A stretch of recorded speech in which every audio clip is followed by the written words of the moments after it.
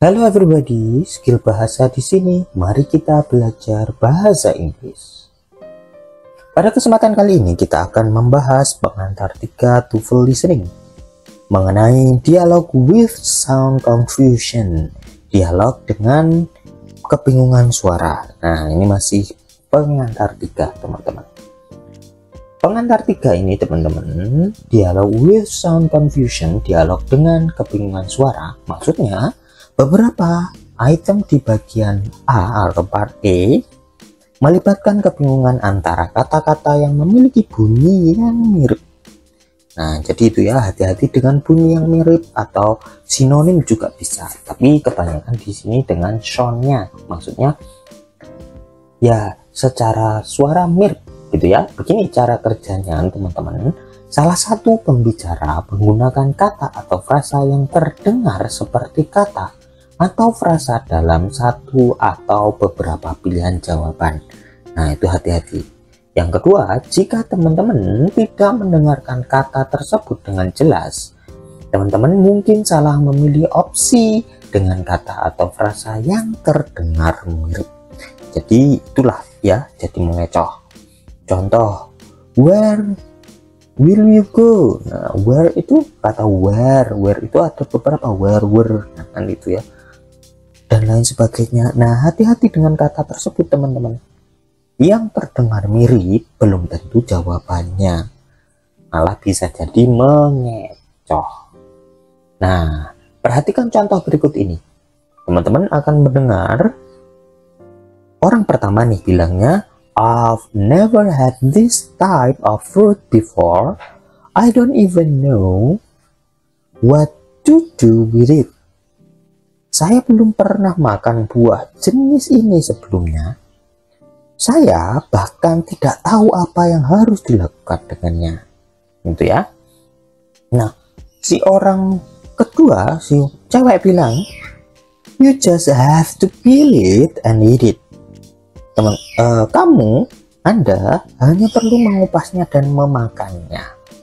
Nah, orang ketiga menanyakan, what does the woman mean? Apa maksud wanita itu? Apa maksudnya? Nah, biasanya teman-teman hati-hati nih, peel it dan eat it. Nah, kan itu ada up-nya, biasanya malah terkecoh. Nah, biasanya nih dilihat di opsi jawabannya. Teman-teman akan membaca di opsi jawabannya ada she doesn't feel like eat fruit. Dia sedang tidak ingin makan buah. Ya. Bravo, the man should take the pill before eating. Nah, pria itu harus minum pil sebelum makan. Charlie, the fruit shouldn't be eaten until it's been peeled. Buah tidak boleh dimakan sebelum dikupas. Delta, she isn't familiar with this type of fruit either. Nah, kalau teman-teman perhatikan, Alpha Bravo itu ada kata yang mirip, teman-teman. Ada feel dengan peel. Nah, itu kalau teman-teman nggak peka, peel dan feel kan mirip. Dan peel yang kedua, the pill before. Nah, pill dan pill ya mirip. Nah, di Charlie juga ada pill. Nah, biasanya terkecoh karena wah ada pil-pilnya tadi. Wah, yang mana ini? The pill atau pill tadi? Aduh, pill ini nih. Nah, jadi hati-hati dengan konteksnya dan kata yang sama ini, teman-teman. Ya. Nah, kata kita merasa dalam pilihan A, ya, kata merasa atau feel maksudnya. Kita merasa, bukan kita ya, kata merasa dalam pilihan A atau feel ya, doesn't feel, terdengar seperti kata kupas dalam dialog. Nah, mengupas, padahal kita butuhnya peel bukan feel tadi ya yang saya jelaskan. Dengan cara yang berbeda, kata peel pada pilihan Bravo juga terdengar seperti kata pil. Nah, mirip ya. Perhatikan bahwa pilihan C jawabannya yang benar-benar dan pilihan Delta tidak mengandung kata-kata yang mirip bunyinya. Nah, itu ya. Tapi hati-hati, ada juga nanti triknya itu menghindari kata yang sama. Tapi ini juga harus diperhatikan teman-teman ya.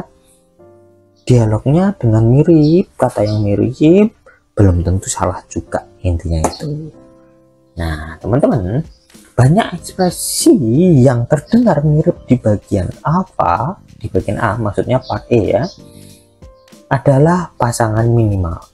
Nah, pasangan minimal adalah dua kata yang diucapkan sama kecuali untuk satu bunyi vokal.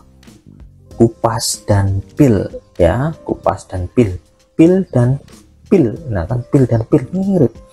Kurang dan danau, nah itu hati-hati. Titik dan cat, nah itu juga mirip ya, pain ya kan. Atau satu bunyi konsonan, kupas dan rasakan, anggur dan anggur itu sama ya, pel dan masa, nah itu bisa juga. Nanti teman-teman cari translate-nya. Masalah suara lainnya melibatkan dua kata yang terdengar seperti satu kata, seperti market dan market. Nah mirip market seperti sender dan sender, cara bacanya juga sama.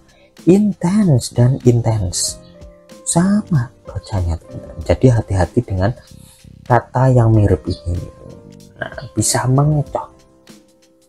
Masalah suara jenis ketiga teman-teman melibatkan kata yang terdengar seperti bagian dari kata yang lebih panjang, seperti bangsa dan imagination ya, pikiran dan pengingat, memberi dan memaafkan. Nah, give dan give ya kan sama ya, itu dari itu translate-nya. Petunjuk teman-teman, jika teman-teman ada pilihan jawaban mengandung kata yang terdengar seperti kata dalam kalimat yang diucapkan, pilihan itu mungkin salah ya. Misalnya jika teman-teman mendengar kata mantra dan membaca kata tumpahan dalam pilihan jawabannya, Anda dapat menghilangkan kata pilihan tersebut. Nah itu ya teman-teman, jadi bisa untuk triknya saat teman-teman mengambil bagian A part A selama ujian, yang sebenarnya teman-teman dapat menggunakan konteks dialog untuk membantu teman-teman memecahkan masalah dengan kebingungan suara ini. Jika teman-teman mendengar dan memahami semua dialog, teman-teman tidak akan kesulitan menghilangkan pilihan yang melibatkan kata-kata yang mirip.